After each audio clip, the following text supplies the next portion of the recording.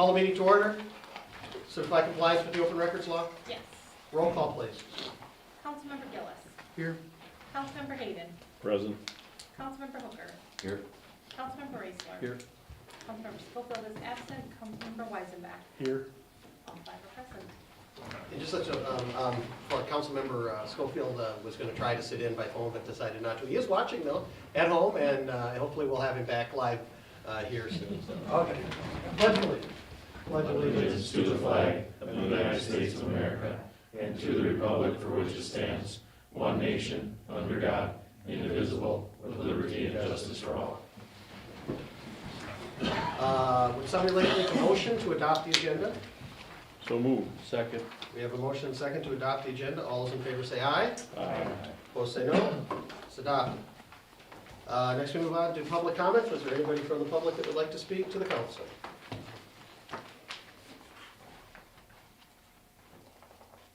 Hearing none. No scheduled appearances. Next we move on to the consent agenda. The following matters may be acted upon by the city council utilizing a single vote. Individual items which any member wishes to address in greater detail or as a separate item on the regular agenda may be removed from the consent agenda upon the request of any council member. We have the minutes from the regular city council meeting, excuse me, from October 12th, 2022. Part-time license for Ethan D. Herman for the cell block. He is fine. Would someone like to make a motion concerning the consent agenda? I'll make a motion to approve the consent agenda. Second. We have a motion and a second to approve the consent agenda. All those in favor say aye. Aye. Opposed say no. It's approved. Next we'll move on to a public hearing. Now remember, the public hearing is sort of for the public to speak on this particular. We do have as an agenda item later for any council discussion concerning this item. Okay, we are having a public hearing for the rezoning of property at 1117 Laneville Avenue, parcel number 216-005-84009, a former daycare, from the current B2 to general business district or to R1 or which is 1 and 2 family residential. So at this point here, I'd like to declare the public hearing open. If there's anybody from the public who would like to speak concerning this request for a zoning change, the floor is now yours. I ask you to identify yourself for the record.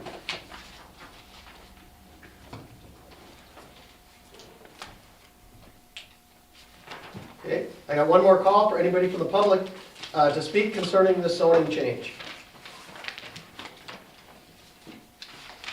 Hearing none, I'll hereby declare the public hearing closed. We move on to the business agenda. Mayor's report. Just a few things to talk about. Would like to send out congratulations on behalf of the city to Lauren Peterson from Durand, Arkansas High School, as she is qualified to run in the state cross-country meet. I always like to see the local kids do well, and again, so our congratulations to Lauren Peterson for qualifying. So she is running in the state meet coming up this weekend, I assume. It's this weekend. Anyway, my other report concerning the league conference. A few of us went down to La Crosse to the league conference. I'd like to talk about a couple different things picked up along the way. The first thing is, and we've sort of had conversation about this, especially when it comes to emergency government, police, fire, ambulance. There are quite a few municipalities in the state that are going the direction of referenda. In fact, it was interesting, one of the sessions was specifically on how do we help pay for emergency government. Every one of the speakers did the same thing. Angie was in on this session doing the same thing. They're going to do a referendum. I was in one session, Eau Claire is going to do the same thing, and so on and so forth. So that is becoming a common thing across the state as far as financing was concerned. The other thing, obviously the league is making a big effort, especially with the state having a surplus, to try to see if we can do better on shared revenue. Of course, shared revenue is something that each municipality receives based on a formula. It's basically over the last 20 years decreased by about how much? Boy, you caught me off guard, Mayor. From our standpoint, it's got to be at least 15 to 20%. And again, I think the biggest piece of that is back to, we know the state's got surpluses, and it's shared revenue. This is tax dollars that are going into the state's coffers that they're supposed to send our way, and it has not gone up. Ours is going up just a little bit next year. But again, there's other factors in play there, as some of the different pieces, but as a total, it's probably at this point by easily 20%.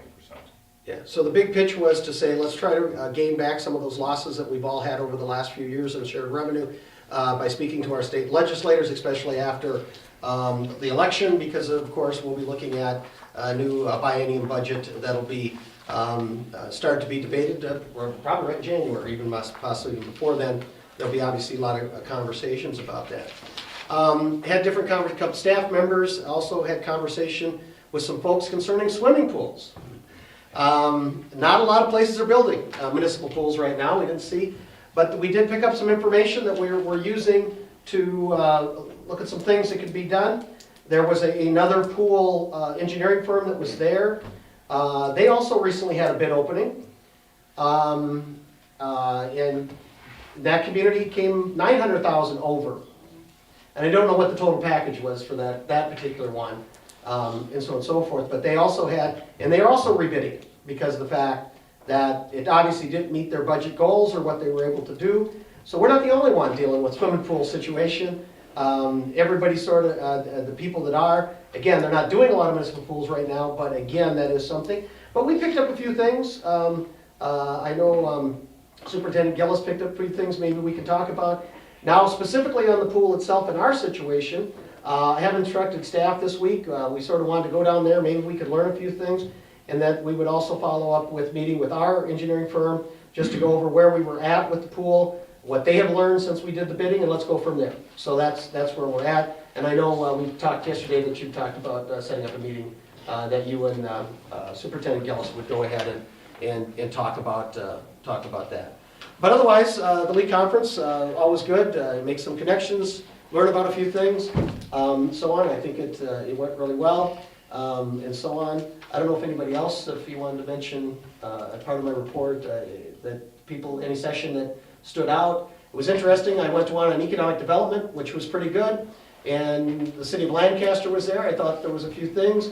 City of Waupun, and then of course, the city of Milwaukee was there. Their economic development is slightly different than ours, especially when they're talking about developing the Deer District outside of a basketball arena that seats almost 10 times as many people that live in the city of Durand. But anyway, so it's a little out of our league what she was talking about, but to be able to do that. So I don't know, was there anything else?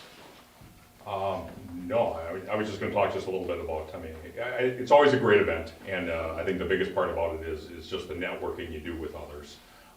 It is absolutely amazing how the issues that we have are the issues others have, having across the board.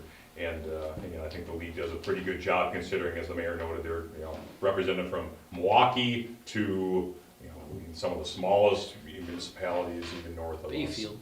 And thank you, Matt, Bayfield, for example. But yeah, so they do a good job there in keeping the sessions and really encouraging the networking piece.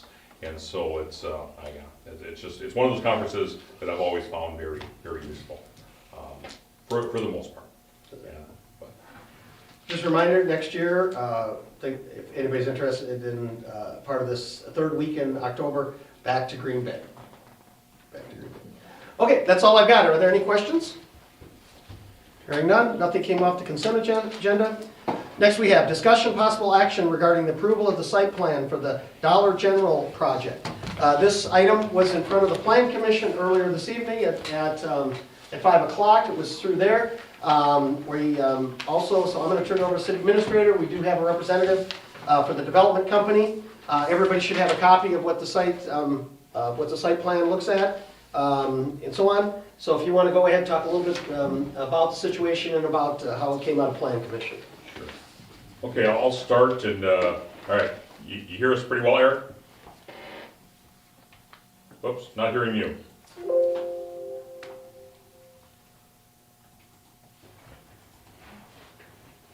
Nope, still can't hear you, Eric. I can see your lips moving. You need to unmute. Yeah, I think I'm unmuted. Yeah, you probably. Yeah, are you muted, Eric, by chance? No, His microphone's green. Yeah. Of course, this was working fine before. Yeah.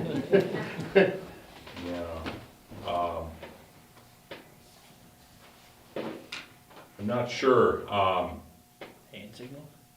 Yeah. Hang up and reconnect maybe. Yeah, maybe. I'm gonna do that too. Can you hear me? Oh. You're not gonna call my office number though, are you? He'll probably call into this. Yeah.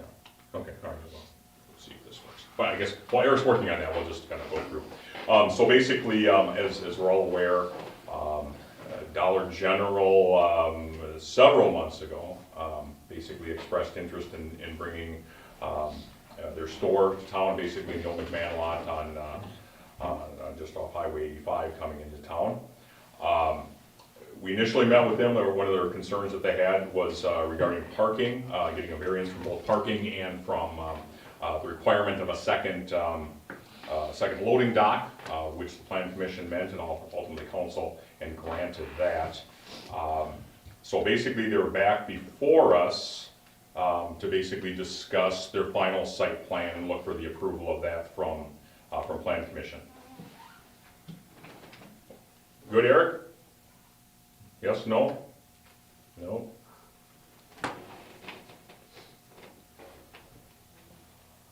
If I had to go on a limb, I'd say it's probably something I did, but I'm just not seeing it. I don't know.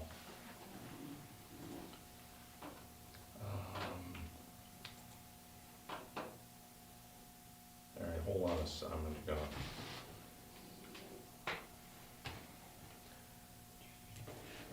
try that again, see if it.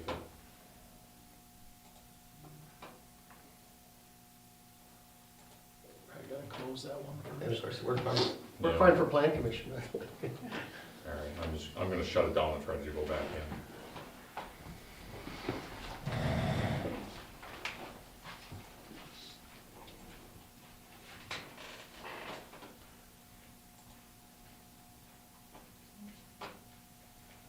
You gotta click on the little, down the bottom, where the logo is. Oh, keep Oh, I'm going. sorry. There you go. Now click leave. Now,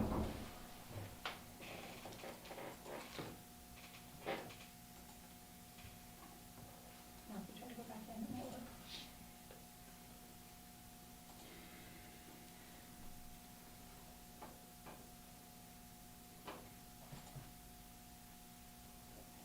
That looks better.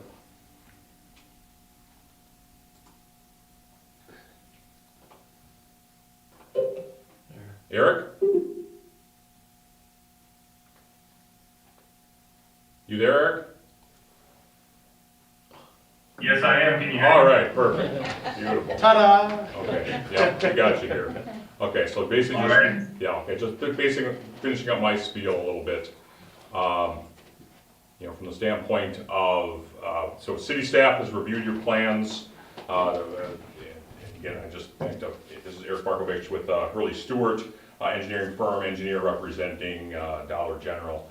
So again, Eric has worked closely with Matt on some issues regarding utilities and things of that nature. But at this point, ultimately, city staff is recommending the site plan and the ability for Dollar General to move forward. I'll turn it over to Eric and he can talk about the project a little bit and answer any questions you have. And then before we get into further discussion, I will bring up some points that, and obviously Mr. Hayden and Mayor Milliron can bring up that the Planning Commission did bring up at tonight's meeting, but they did ultimately recommend approval. So with that, go ahead, Eric, now that we got you again. Hey, good evening, guys, and thank you for your time. Just to give you guys an overview, we had a variance approved for this project back in August for parking and loading. We have since worked on our plans and gotten them permitted through the DNR. And really the last approvals that we need are for site plans through the city, and we need building plan review approval through the state, which we have submitted for. We expect to hear back from them sometime in November. Really, that would put us at a closing date of somewhere somewhere in December. And I know that the developer wants to get moving on construction, right away. So they would be going in December or January and looking at opening the store anytime between April and next July, if everything goes as planned. So I'll open it up to any questions that you guys have, engineering related, or site related. Just let me know if you guys have any questions. Hey, Matt, do you want to just spend a couple minutes just talking through some of the things that you worked through with there? Yeah, so part of the site plan that I worked through with Eric is storm, water, wastewater, lighting, and grading plan. There is basically storm sewer all the way around this building through the parking lot. It'll tie into our utility in the, I'll call it the DG Family Dollar corner of the lot there. It'll come out into the street. They are compliant with all DNR code, all city code. They will get TSS removal and everything through their storm system. Water is going to be connecting on 12th Avenue, and sanitary will be hooking to an existing lateral off of Prospect Street. Everything is code compliant, everything works out drainage wise. Also, we worked with them on the lighting plan and reviewed the lighting plan. They are putting wall packs on the building all the way around, essentially 3 sides, so that by the time you get to the road right-of-way edge, very minimal lighting from their store will leak out into any street for light pollution. There is one light pole that'll be located in the back corner above the dumpster area. For safety reasons, to get light out there, they gotta put one light pole in that back corner. The grading plan, I think they're putting a little retaining wall in the back, and then they'll just be matching slopes all the way around. No issues with any of that. And then they'll have proper silt fence and erosion control measures as well. So from a public works standpoint, everything is kosher.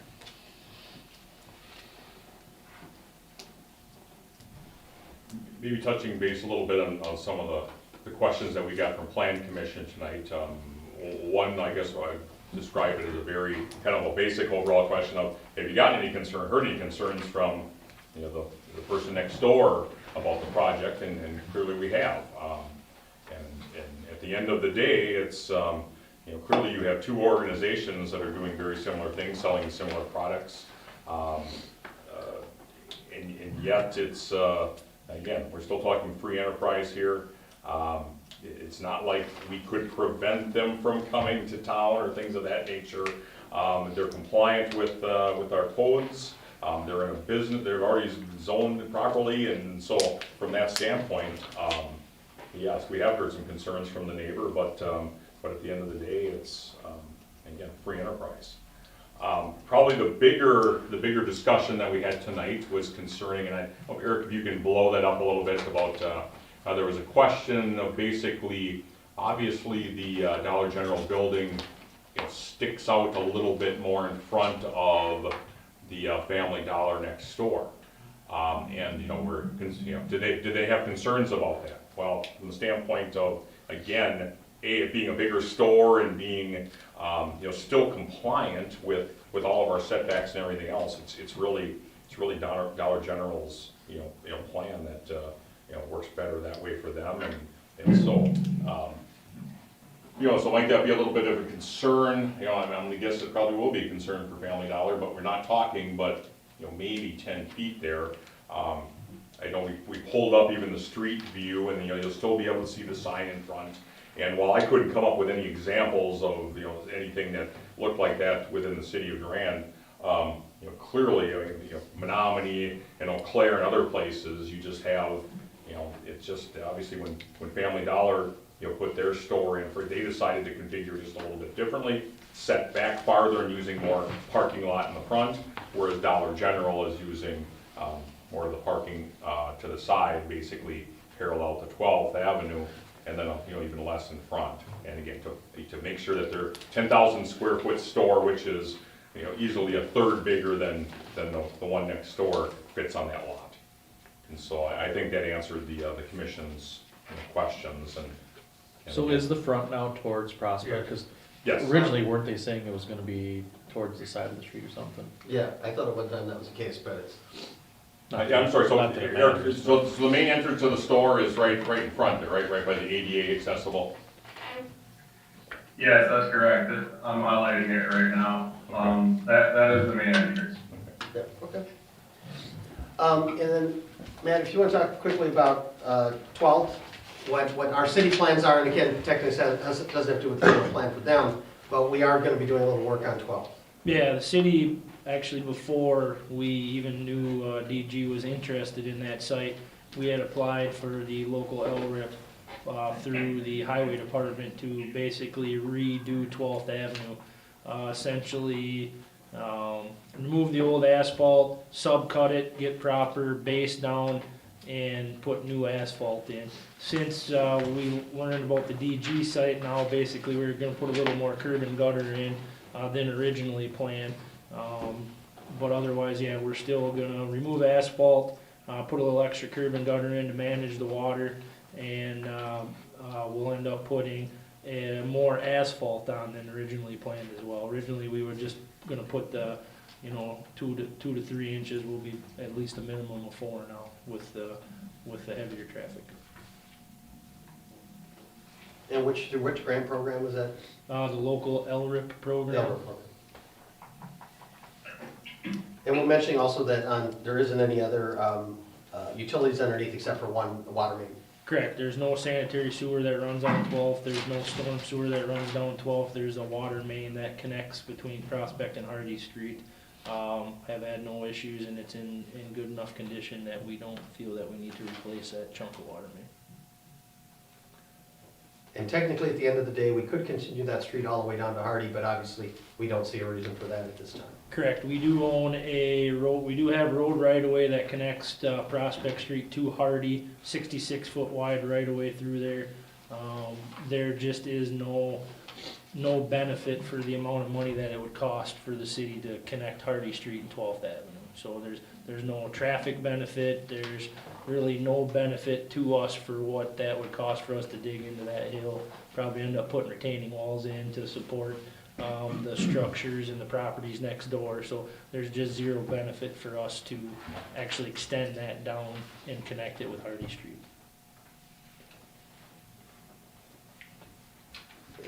Are there any questions?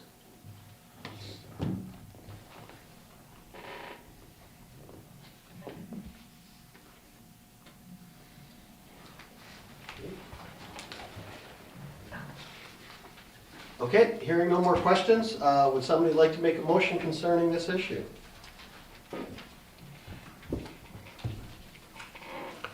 I'll make a motion that we approve the site plan for the Dollar General project. Second. Is there a second? We have a motion and second to approve the site plan for the Dollar General project. And as Eric has told us, once this is approved and the state plans are approved by the state of Wisconsin, those are probably the last two things to in this project to move forward. Okay, any other questions, comments, concerns? Hearing none, roll call please. Councilmember Hayden. Yes. Councilmember Weisenbeck. Yes. Councilmember Raisler. Yes. Councilmember Hooker. Yes. Councilmember Gillis. Yes. All 5 in favor. Motion's agreed to. Thank you, Eric, we'll be in Thank you. touch. Thank you, guys. Appreciate your time. Next, we'll move on to the administrator's report. Administrator Rasmussen. Okay, thank you, Mayor. Just a couple things I want to touch base with you on, and then before I get to a little bit of a budget summary under my report as well. I think I mentioned a while back that I was going to be participating in a meeting with, I was invited to a meeting with the folks at Marin Foods, who were two Fridays ago, the Friday we got the snow. They were hosting a contingent coming in, a trade contingent from the country of Indonesia that were interested in their product. And the unfortunate part of that is, so I was invited to meet some of those folks. Not all of them showed up on time. There was a delay due to weather and coming in from Minneapolis. But I think we are probably the biggest piece, and I know as soon as Mr. Pearson and Michael, who's their compliance guy, who was at the meeting, is looking to share as much information as they can when they're provided with, when they hear a little bit more. But I'm always encouraging them every time I talk to the folks at Marin to get their story out there a little bit more. And again, I purposely mention our local media, who, especially, you know, Brian, some of your work in the agricultural area, and basically what they bring to this community. And from the standpoint of, you know, to have a trade contingency from Indonesia coming to the city of Durand, you know, looking to, you know, to buy their product from a company that's been here for almost 25 years, and obviously before that as Safeway. So again, I was very happy to meet some of those folks. I would have wished that they would have been so delayed that I could have met more. But again, it's one of those things. I think, you know, a lot of folks in the city maybe aren't even sure what they do at Marin, and then to hear that we have people from all over the world interested in their product. Again, that's something I wish they would get out a little bit more. But I think it bodes well for their business and the future of Marin Foods. Let's continue on a little bit. Mayor touched base on obviously the league, and again, great event, and always look forward to that every year, and we always learn a lot there. I just wanted to touch base with one piece regarding. A lot of you recall our ongoing issues on the Laneville project with Sampson Concrete and Skid Steer Guy as the main contractor. A few weeks back, I received notice that basically Sampson was suing Skid Steer Guy to rectify some of those issues that we had heard about at a couple meetings with some of the open discussion there. Clearly, the city had no financial issues as far as, or any part of that lawsuit. We were just noted that you know, there could be depositions and things of that nature from the attorneys. I am happy to say in the next breath that has already been settled. So apparently both parties are now happy, and we won't have to worry about any sort of depositions or anything else, or any involvement with us. And ultimately, I think at the next meeting, Russ, you're going to have the final billing from Skid Steer Guy, and it's not going to be very much. And we put that project once and for all to rest. So. Yeah, I hope they have it. I've been after them for the last 2 or 3 months. Yes. To submit a final pay request. I think it's in the amount of $1,800. Not a big, but Right. we still But- need the process. still, so we yeah. can But the one close issue out. with the city is the year warranty on it doesn't start till we approve that, Final pay correct? request, correct. Get the final pay request and approve it. So there is something that would potentially affect based on that situation. Correct. You probably all saw that basically we do have the lot on off Street officially out there open for bids, and I'm happy to say we've actually received a bid already. So that's a plus, and that'll be out there until December 1st. We put it out with the holidays and stuff. I just thought we'd push it out there a little bit more. I think last time we had it about 6 to 8 weeks as well. So we're off to a good start.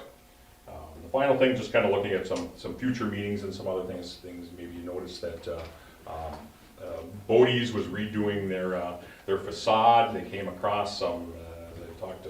I talked to them. They weren't going to be asking for a facade grant, but they ran into a few issues while they were working on it. They are completed with it now, but they did submit basically a request for just over $3,000 on that. So we'll be talking about that in the upcoming weeks. Otherwise, that's all I have. If I can transition into maybe an update on the budget process. Any other questions before he gives report on the budget? So the finance meeting, or finance committee did meet on Monday night.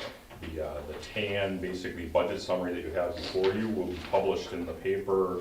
Well, for those of you that got the paper today, it should be in there. For the rest of us that get it tomorrow, it'll be in there for the next couple of weeks as required by state statute. And just kind of a quick summary of what you're seeing in front of you here. It's pretty standard stuff, but so you have your revenues on top, expenditures in the middle, and they all tie, and they have to. But if you notice under general fund, whether you're looking at revenues or expenditures, you'll see that basically expenditures and related revenues are up from basically 1.259 million last year to 1.293. That's almost exclusively due to salaries and benefits. Recall that we had a few weeks back that the council approved some increases in the police department. That's all reflected in there, and then our standard, or our 4% increase that we built in for the rest of the staff. And again, majority, or a good chunk of our staff are in the general fund, all of police, all of fire, a portion of public works and the administrative staff. And going down the line, library saw some increase, but I'll touch base a little later down below. None of that's levy related. Debt service did go up. We knew that was coming with some of the work we did on Laneville. From the utility standpoint, if you're looking back at the 2021 budget, we had a lot in our capital project fund, the 2 million, and then a little farther down, the almost 4 million for water, storm and sewer capital regarding 3rd Avenue, Laneville, and Dryer. We don't have a big project. Obviously, we didn't have a big project in 2022.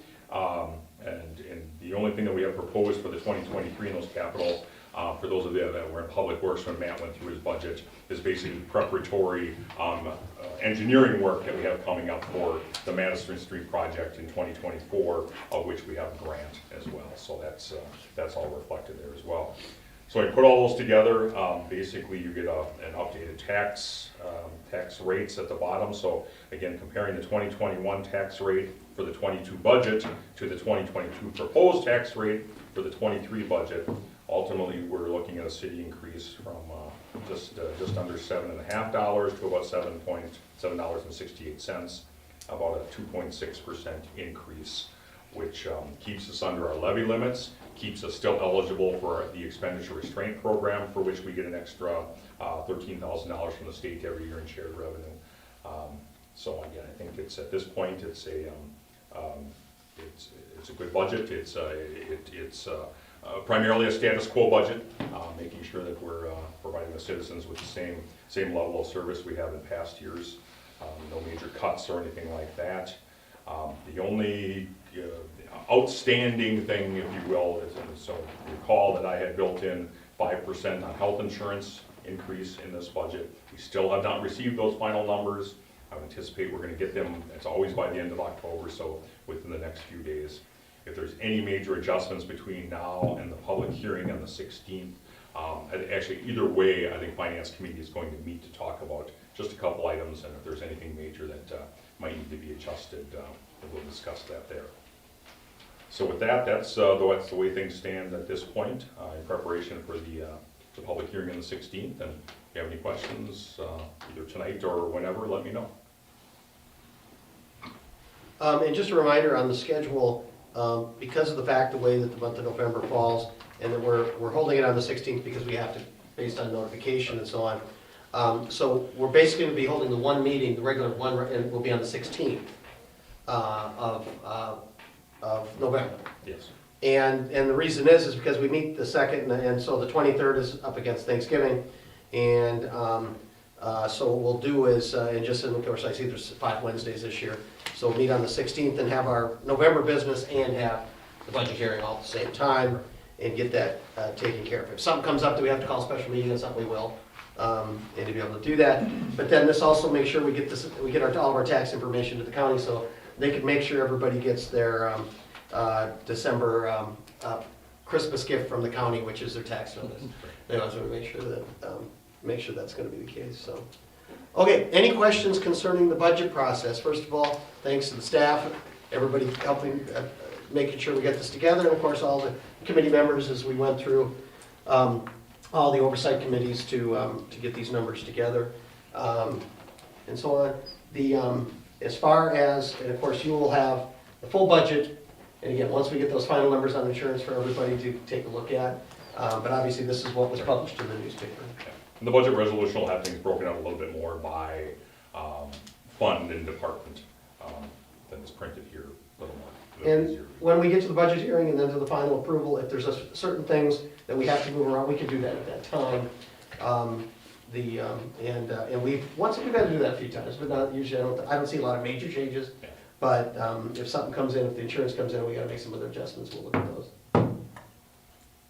Okay, again, any other questions on the budget process?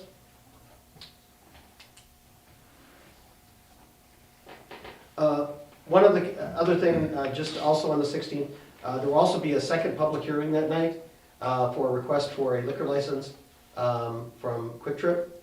And then also, there's gonna be a request for a number of operators licenses that we go through. And that will be also all that night on the 16th. Busy night. There'll be quite a few things going on. Okay, any other questions for the city administrator? Hearing none, move on to public safety, police department, Chief Ridgway. Welcome back. Yeah, thanks. Just have a couple of things. The trunk or treat event is on Saturday. We have 40 participants that are going to be there. It's from 3 to 5 from First Avenue through 4th Avenue. So we'll have the street closed down and hopefully we get a good participation. The weather's going to be good, so please join us for that event on Saturday. And then the traditional trick-or-treating on Halloween, Monday, October 31st. The hours are from 4 to 7 p.m. here in the city of Durand as well. So we'll have 2 opportunities. Saturday, the trunk-or-treat event from 3 to 5, and then traditional trick-or-treating from 4 to 7 p.m. That's all I have. Any question for the police department? Okay. Fire department, Chief King. I just got a couple things. The 2 members I told you about last month, they're on board, showed up last Monday night at our first meeting. They're all geared, ready to go for their initial stuff. They'll start training probably just after the first year. Second thing, we did the school drill, the yearly schooler drills today. I was not there, but from what I hear, everything went good, so that's good news. Last thing I got is just trunk or treat. We'll be down with the police department downtown this weekend, so come on down. That's all I got. Any questions for fire department? Quick one, Jamie, someone asked me if the fire department does a lift assist, is that person billed for that? That comes through back to the city. Just there. Okay. Yeah, it's, again, it's what we work through with, so basically, the fire department is helping the ambulance service. And so it's billed as part of the ambulance call. Back in the day, maybe the fire department used to send a separate bill. Yeah. And the city and the rural fire department, depending on where the call was, it got kind of messy on billing and keeping things straight. So was it last year, I think it was? Last year, we kind of streamlined that process. Yeah, the fire department agreed to just let all the lift assist, because it's EMS related, just all go through the city. So all the pay is all through the city. Will insurance pick that up with you? I don't know. We get paid. Right, I mean, well, again, we bill, and we're subject to, again, to the Medicare, Medicaid issues of, yeah. So, yeah, it's not a free service. I do believe that there is something in the billing that, and Don, maybe you remember this also, but if a patient is considered obese, you are allowed or able to bill a higher fee for that, and I would think that would encompass the bill that we would get from the fire department for their assistance. I'm almost positive that that is the case. But we also did incorporate the addition of fire to assist on pulseless non-breather calls also, which was a huge benefit. Okay, thank you. I'm not sure on the exact dollar amount, but it is very, very, very reasonable price for what the charge is. I don't know if you know what it is. But Yeah. It's very reasonable. It's not, it doesn't get billed as like a standard fire charge with all the trucks and people. And we send 4 people, 1 truck, and it's a minimal fee. It's basically almost the hourly fee of the fire involved. That's really all it is. Yeah. Okay, any other questions for the fire department? Let's move on to the ambulance, Director Miller.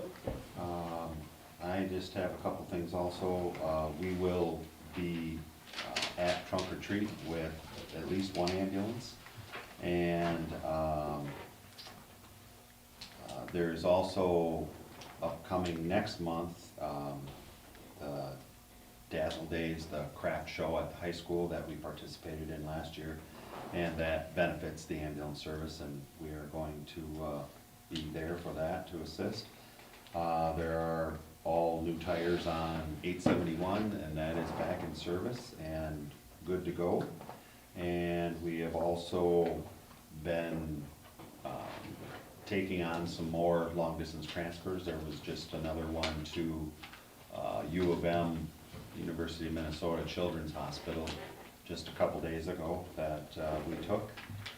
And there was some radio work done this morning at Advent Hospital, and that went off without a glitch, so that's really all I have.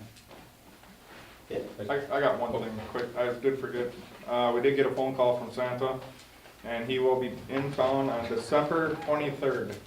Nice. We'll be doing our Candy Cane giveaway to the community again, so if anybody's listening tonight and they want to write it on their calendar, Santa will be in town December 23rd.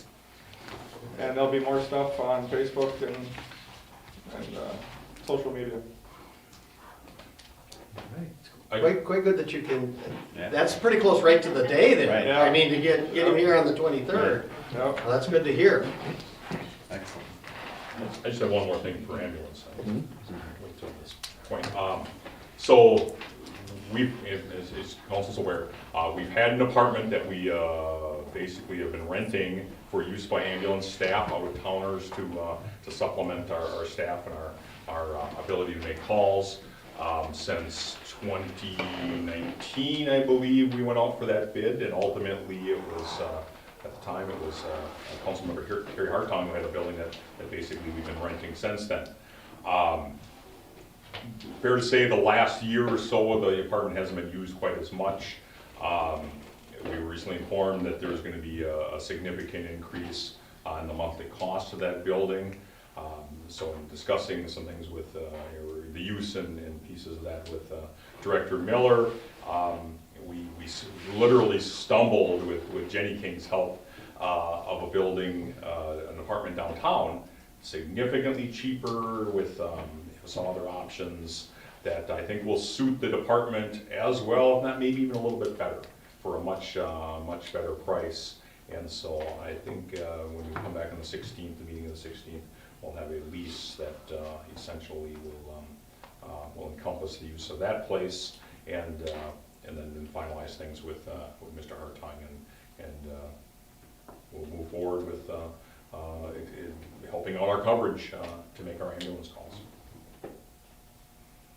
I sent out an email today to the general manager of Cobblestone asking for a discounted rate should we have 2 EMTs from out of town on call on a particular night during the month. And again, that does not happen very often at all, and I have not heard back from him yet, though he's out of town. Yeah. And even while this apartment is a 1-bedroom, it clearly would lend itself towards perhaps like a futon in the living area, again, for if we had members of the same gender, obviously. So yeah, I think it's going to work out great, and yeah, and when the time comes, I'll publicly thank that owner. Okay, anything else for ambulance? Okay, Public Works Utilities, Engineers Report, Russ? Yes, evening, couple item project updates. First one is the Post Future Main Street project.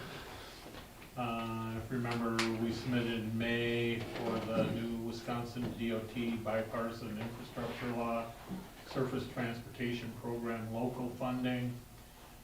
Your project, along with 650 other projects, did receive funding. But we anticipate within the next 2 weeks, the DOT is supposed to be posting a resolicitation for grant applications. So our intent is to resubmit your application.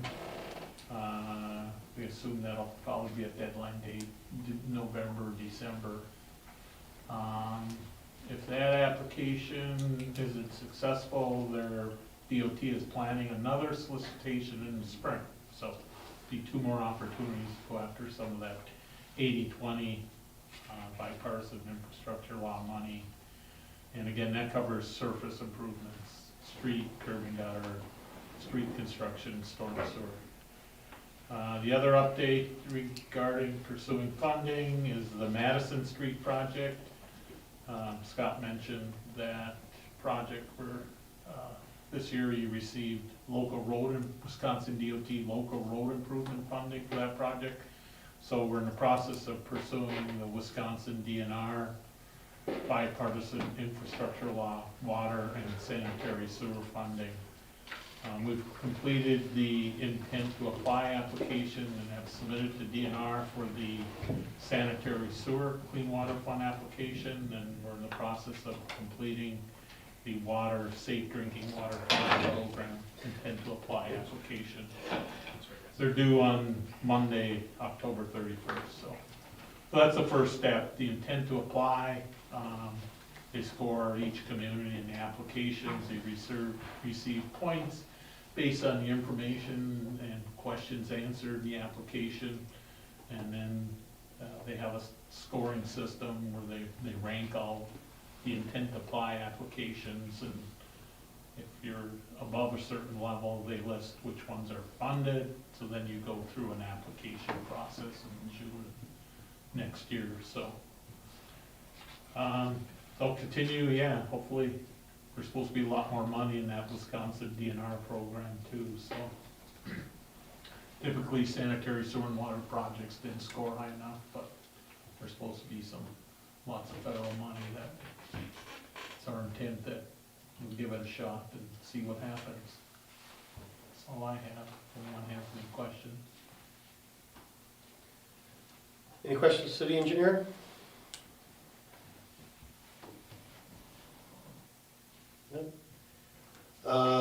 Department update, Superintendent Gillis.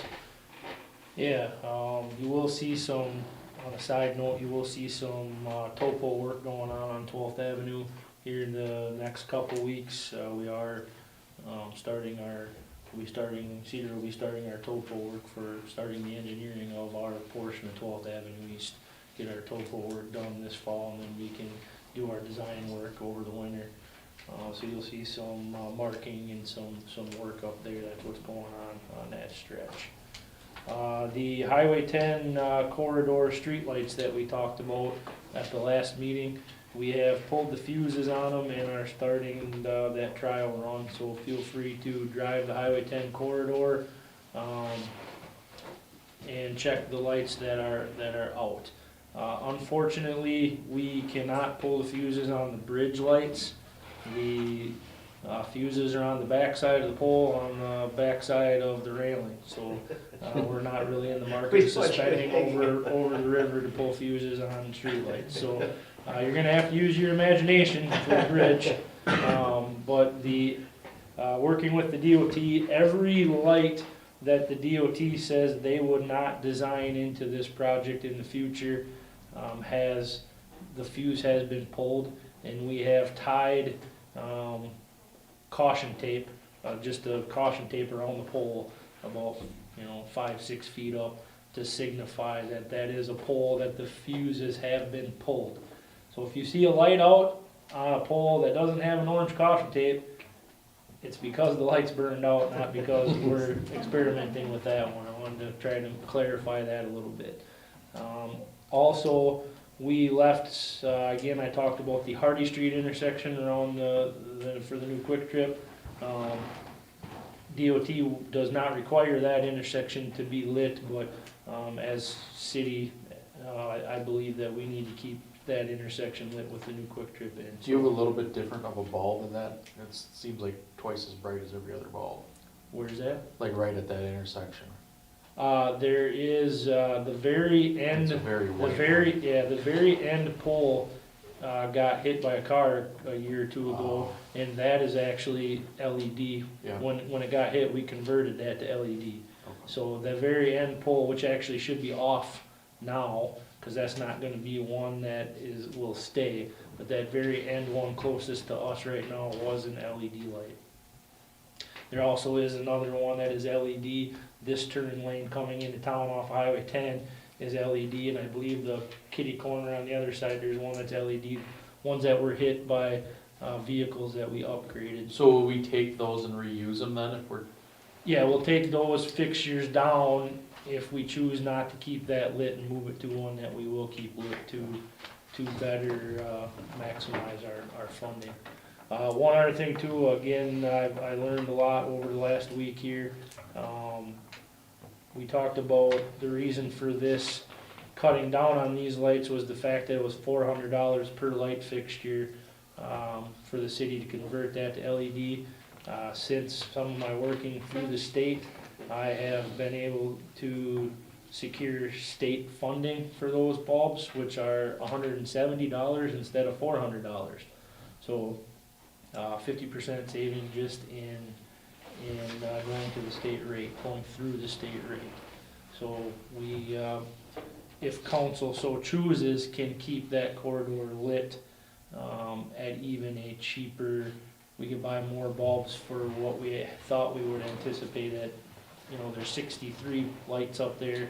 We were talking about cutting out 32. We could probably not necessarily cut out 32 since the bulbs are gonna be a little bit cheaper for us as well. And one of the comments I made when that came up about, we talked about pulling everyone on the bridge, is about possibly keeping some lighting on the bridge because of the cost wouldn't be as bad, to at least look at what those numbers would be. And I made that suggestion when we had talked about it. There also is, as I was down at the league, I ran into Focus on Energy.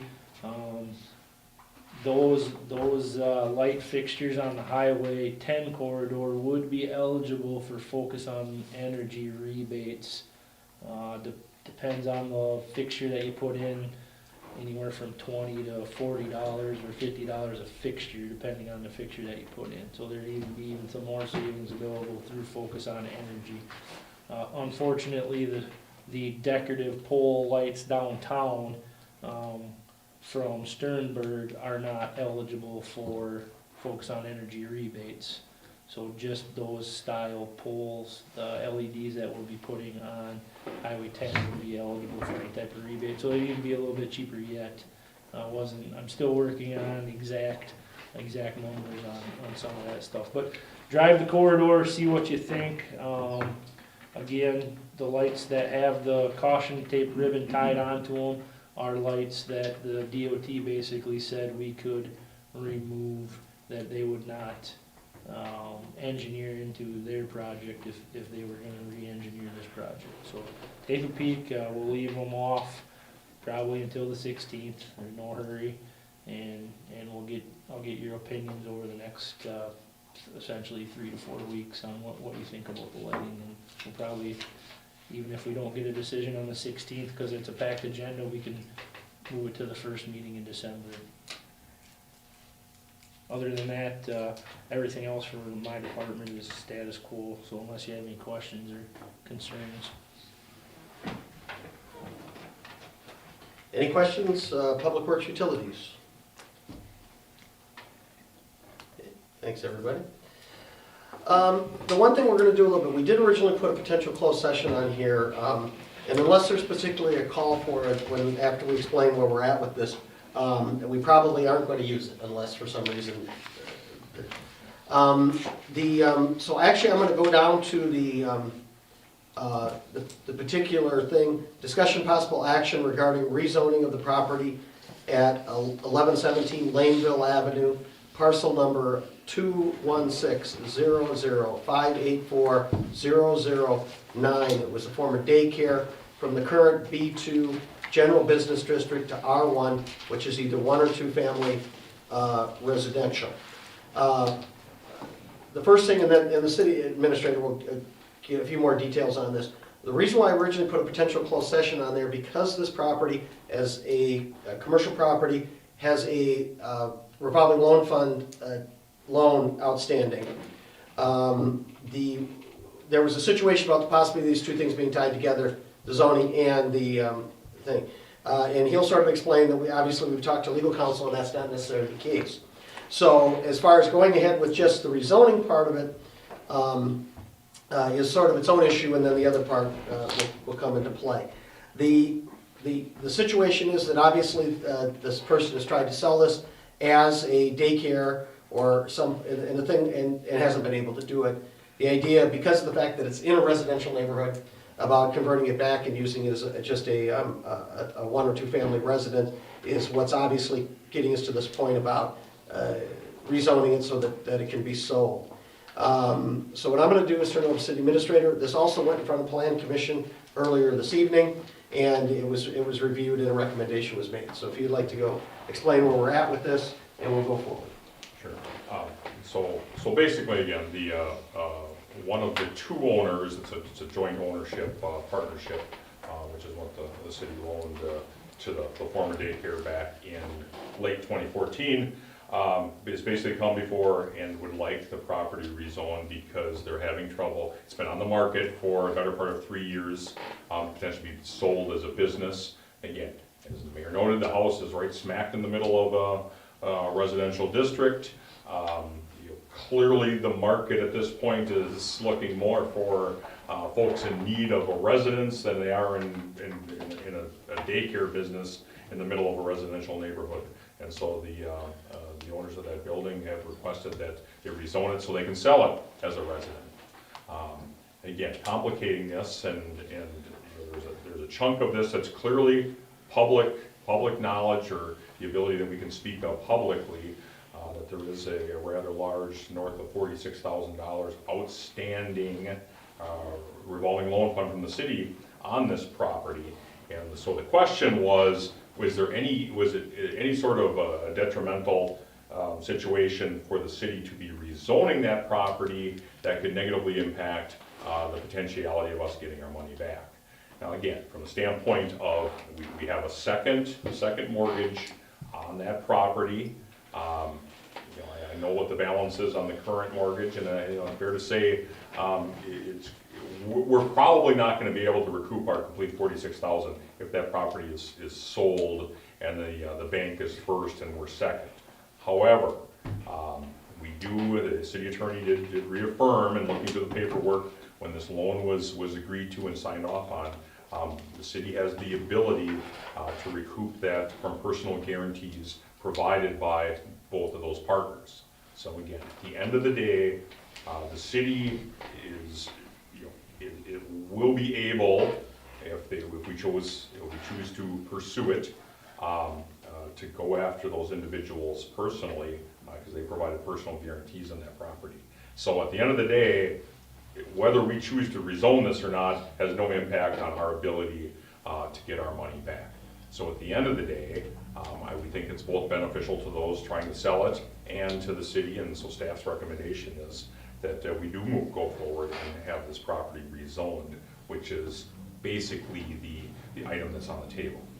If anyone at the council at this point has questions about how we're going to potentially pursue or things of that nature, maybe it's best until we see if the property sells, and then maybe have that closed session item. But again, if you have any questions that we consider private nature for the individuals involved or from our negotiating standpoint, I have no qualms in going into closed sessions to discussing.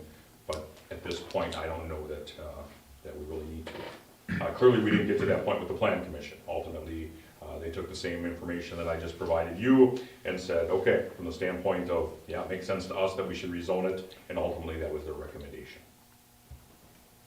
It's also to our understanding that there would have to be some changes to the building. There are no full bathrooms in there. There's 2 half baths basically, as it was being used. One of them would have to be converted to a full bath to make it a saleable property. Because again, there's minimum requirements to sell that you can't do that. So there are a few things that would have to be done. But obviously, it's still a situation where it hopefully would be more attractive and would be able to get a sale of that property. So the rezoning basically does not affect the loan at all? No. And by the way, in Plan Commission, the question was brought up, what happens is all of a sudden in the next couple of weeks, we do the rezoning, and somebody contacts one of the owners, I want to open it as a daycare again. Guess what? We would be back rezoning it again. But again, And the other thing too is that one of the owners was here for the plan commission, was that they have had some people that are potentially interested but of course, banks won't even look at something right now because it's still zoned, because they're not gonna waste their time until it's rezoned. So if somebody has spoke with a lending institution to possibly buy it as a residence, they really don't want to even talk to you until it's rezoned, because they're like, until you get that done, we're not gonna waste our paperwork to do that. And clearly, our ordinances prohibit living in a commercial building, especially on that first level, so.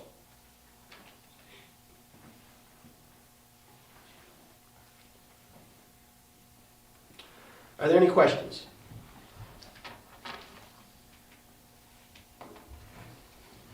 As you know, we did have a public hearing earlier, and there wasn't anybody to speak for or against this. So, hearing no questions, would somebody like to make a motion regarding the rezoning of the property at 1117 Laneville from the current B2 General Business District to R1, 1 and 2 family residential? I'll make a motion, we allow the rezoning from commercial to residential at 1117 Laneville Avenue. Is there a second? Second. We have a motion and a second. So it's on the floor for any further discussion, comments, or concerns.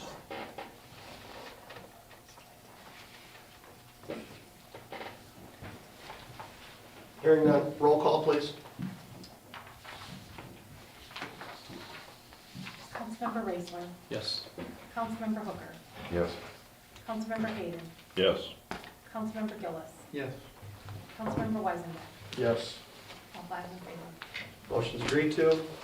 And this takes effect immediately, or we got to publish this? Yeah, I'll double check that, but typically we publish them just for the notice. So, okay, let's pay the bills.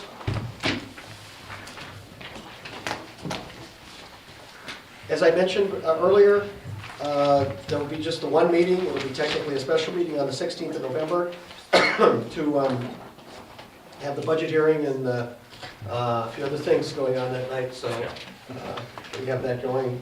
I'm assuming these are two. If for some reason there's a need for a special meeting, when something comes up in November, we'll do it. So that's our only meeting In the month of December. Or month of November. Okay, Month of November, and then remember what we'll do in and that's December? at 5? It'll still be 6:30 on November 16th. Okay. Yeah, although it is a special meeting, we put something different, because we have to Yeah, advertise right, we this could, month. yeah. My That's only fine. issue is Yep. at the county board that night as well. Okay. So No, depending on, they're a different night because Did we they're move that? having their meeting on Tuesday night. Okay. Oh, so we're still. Okay, never mind. Okay.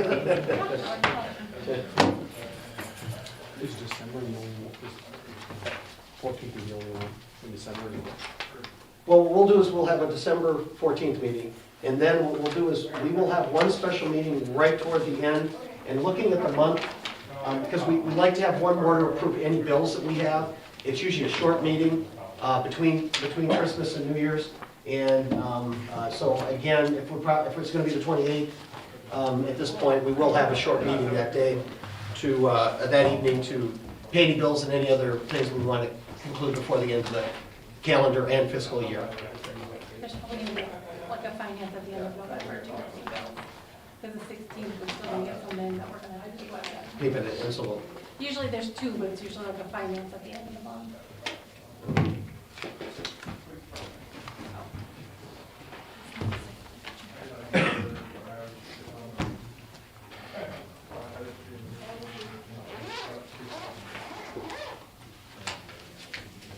It's just needed an additional signature.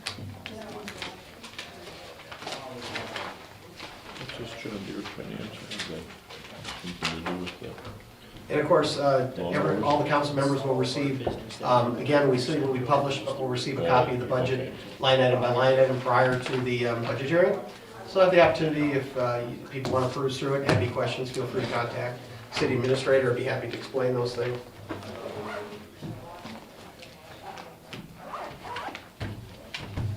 Killing lots of paper. We just get the app, right?